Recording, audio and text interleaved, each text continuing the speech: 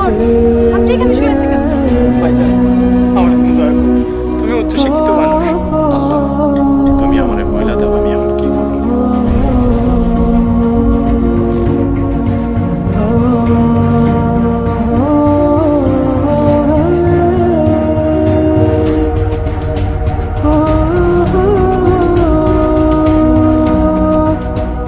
এইবারের মতো বাঁচলাম, কিন্তু আব্বার সামনে পড়লে কি করবো?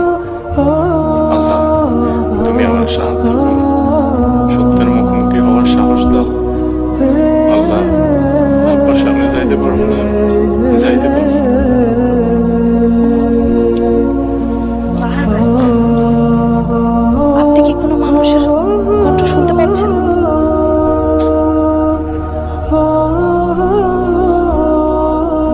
কই না পাবো মনে এরকম শব্দ শুনতেছি।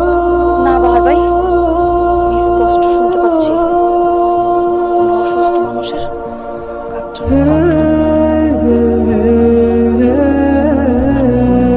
কই আমি আরে ভুল শুনতেছি, এরকম কোনো শব্দ আমি শুনতেছি না। মনে ওদিকে যায় নদী জঙ্গলা, সাপ আছে কিন্তু বিষাক্ত সাপ আছে।